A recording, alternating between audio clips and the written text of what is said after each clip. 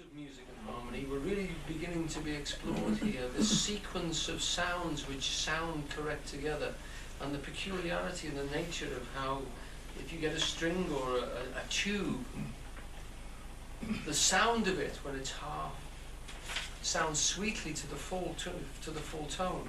The sequence and the measurement, the placement that gives concord in music was fascinating to these people. The whole concept of the system of spheres, the sound of the singing of the spheres, the universe hummed with sound and music to them. These were the theories that were very much vaunted at the time and constantly represent a sort of ethereal order. By ethereal, I mean that ether, that magic substance that is supposed to be so subtle that it's everywhere, beneath even the nature of the air, that it vibrates. Physicists nowadays talk about the fact that space itself has a geometry. That when an object obeys gravity, it obeys it in terms of straight lines and angles which are recognized here on Earth and recognized on the far reaches of Alpha Centauri. Throughout the universe, straight lines, angles, the geometry of space seems to be consistent. What is it that holds that geometry in space? They ask themselves.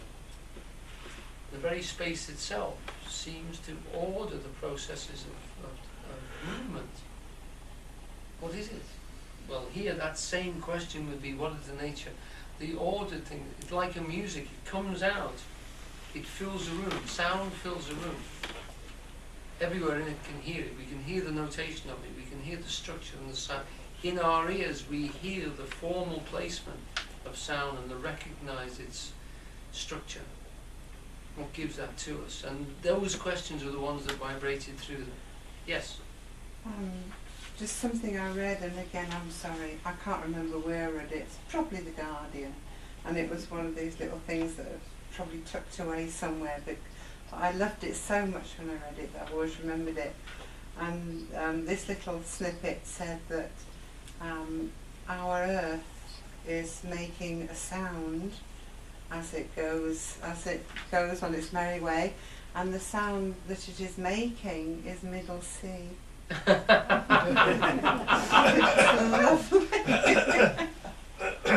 Yeah. I'd love to know how they researched that and found that out. They got it, you know. Yeah. And that sound actually penetrates right through all substances as well.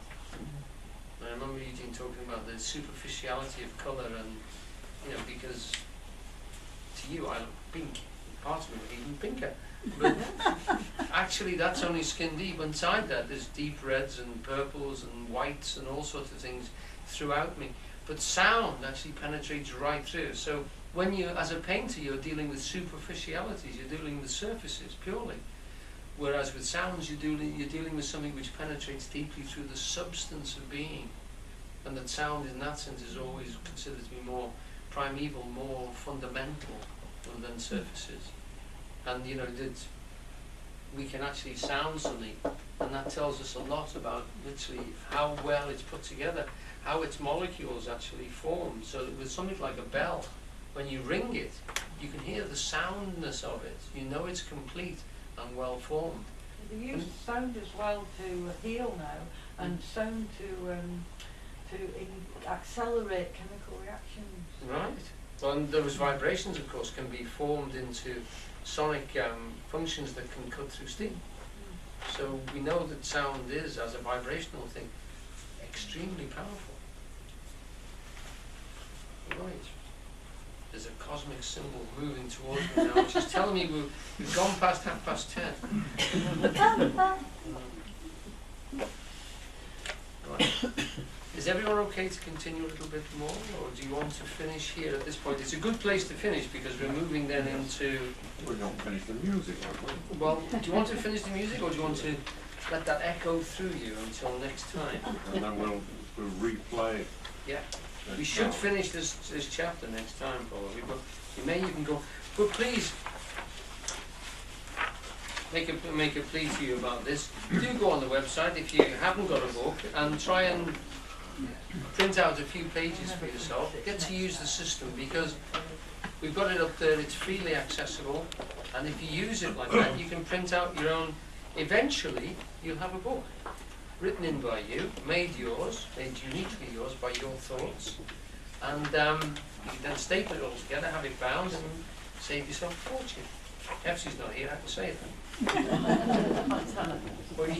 Or you could buy